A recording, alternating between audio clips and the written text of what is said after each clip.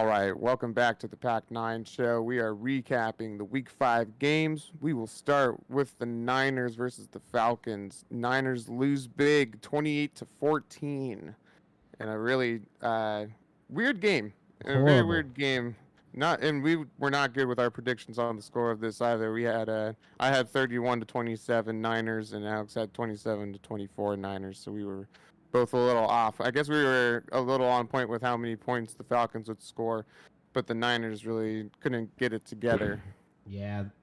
Yep. It was just a multitude of injuries and combined with just not being able to catch the ball. How many people were injured last week? Oh man. Um there was a lot of injuries. As of right now, we are missing how many people? We're missing over 10 people possibly this Jeez. week. All the That's just injuries playing with a different combined. team. Yeah, so like we're missing like so many starters, and so it's been pretty rough here. But that's no excuse. I mean, the offense still could have scored some more points. I thought they left a lot of points on the board, a lot of drops. The fumble by Jeff Yeah. Wilson. Fumble return for a touchdown. Yeah, And then a yeah, big interception to end the half as well. yeah, on a possibly good drive, and so we also lost Mike McGlinchey. I'm not sure if he's going to be out for too long, but he was pretty much our only like steady rock right now.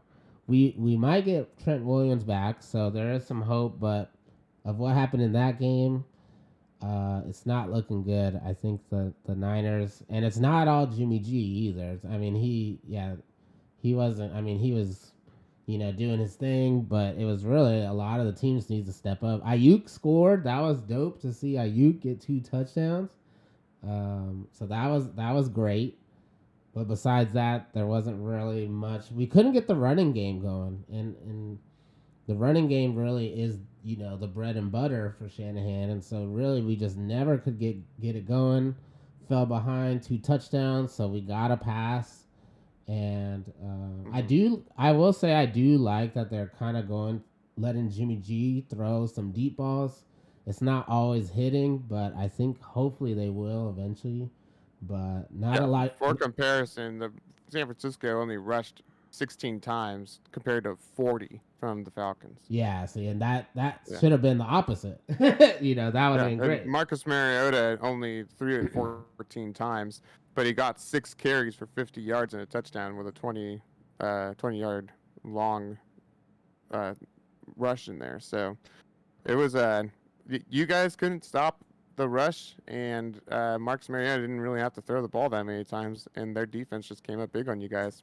Yep. I mean, So you guys just ran out of tools, ran out of people. yep. So we'll see how it goes. We're gonna now we got to play the Chiefs. Oh my goodness. So but yeah, so we'll see how we do with these injuries. We'll have a bye week coming soon though, so we'll get some recovery there. But right now, kind of looking a little rough for the Niners.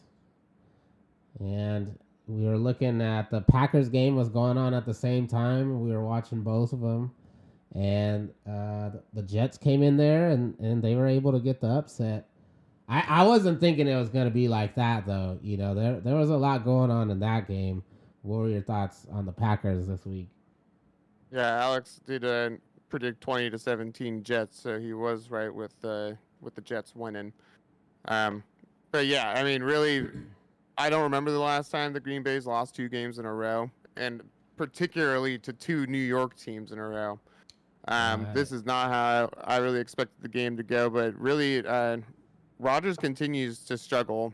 I don't know if it's the offensive line, the wide receivers, or more likely a combination of both. But he ended this game getting sacked 4 times and had a QBR of 16.9. The highest receiving target was Tunyon. He got 10 receptions, but then Alan Lazard only got 4. Our rush game didn't really happen very well. Aaron Jones only got 19 yards on 9 carries, whereas Brees Hall for the Jets just ran all over us.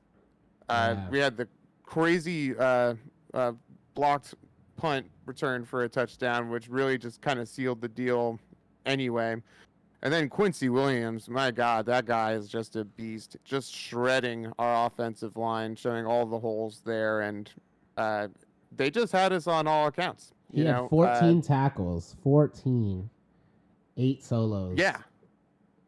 And what's really upsetting too is that Robbie Anderson now goes for pennies when we really need somebody like Robbie Anderson or OBJ, or there's plenty of these people that are still out there that could come in and just instantly our ailing wide receiving core. We didn't have Randall Cobb for this game either because he was out with an injury, and man, it was just I'm not sure if it's like quite time to panic for Packer fans, but man, if we then lose to the Commanders next week when they are starting Taylor Heineke, then we're more than likely not making it to the postseason. I was gonna say, imagine Robbie Anderson just trading jerseys and just putting on a Packers jersey. He just gets traded mid-game. That would have been funny to see. But yeah, so I'm wondering, is it you think it's a coaching thing? You think is it I'm noticing the defensive line is doing some crazy things against the Packers. Is it just that? What do you think's going on here? I think well, I mean, it's not any one thing. It's certainly that Rodgers has been struggling himself. I mean, he fumbled the ball twice. Right. Nobody else fumbled the ball for him. There wasn't that wide receiver that dropped it, and now he fumbled the ball. Right. That was on him. And yes, our offensive line looked like garbage, but that's honestly nothing new for the Packers. The defensive end of the ball is super struggling. They keep saying that they're gonna like change up our scheme and do something different and allow the players to play, but it's not happening. And then the play calling too. We just couldn't rush the ball, and we have two of the greatest running backs in the league. There's no excuse why we can't be putting up like at least 70 yards rushing. So it's crazy. Right, and as a whole, the league is down in scoring from last year. I think I saw 100 points or something like that. So it's a lot of teams are kind of going with this little struggle here. So if we're talking about the happiest fan bases, who do you got, Connor? Well, not the Packers and not the Niners, unfortunately. Definitely not. Maybe one week. But I'm actually going to say the Seahawks.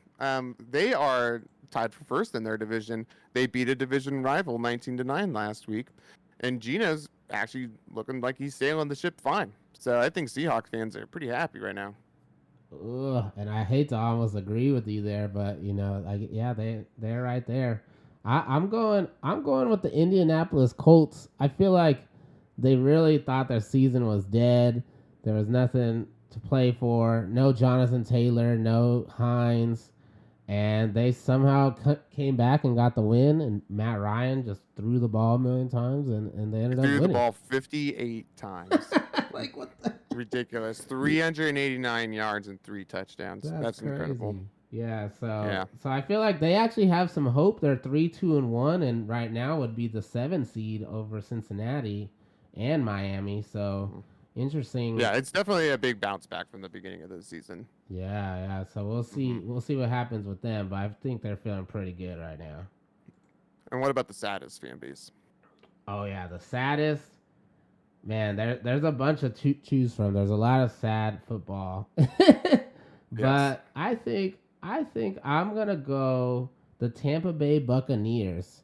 Now they might even make the playoffs still, but they are slowly imploding. It looks like to me, and they're always behind. They were struggling to score touchdowns against the Steelers, and Mitch Trubisky and Kenny Pickett looked pretty good against a supposedly really good defense. So it's kind of interesting what's going on over there. I think they're feeling pretty sad right now, even with Tom Brady. Yeah, and obviously Tom Brady is he's struggling too. And he, Mhm. maybe he should show up to work. Maybe he should stop skipping practices. He just does Well, it. He's got like senioritis. yeah. Seriously. Um, well, I think that the saddest fan base this week is the Denver Broncos. They literally Oh, have, man, they, first of all, they are the lowest scoring team in the NFL right now. They've only scored 91 points and oh wow. over the whole season so far. And Jeez. not only did they lose in overtime on Thursday Night Football in front of the world to see, then the next week they're going to lose Monday Night Football in overtime. And yeah, Russell Wilson is not riding. He keeps Yeah, telling Broncos Nation, "Let's ride," but maybe he hasn't actually gotten on a horse yet. I'm not sure, but yeah, something, or maybe a lot of things, are going to have to change if they're going to have any hope of making it in the postseason. yeah. Mr. Unlimited is looking pretty limited right now, and it sucks too. You know, one of the players I love on the Broncos though, Patrick Surtain the second, has just been a beast the whole every game. Too bad they just can't get the win, and yeah, they're looking pretty disappointing right now. All right, that'll wrap it up for us. Thanks for tuning in again to the Back Nine Show. Be sure to like and share and subscribe, and we will catch you next week.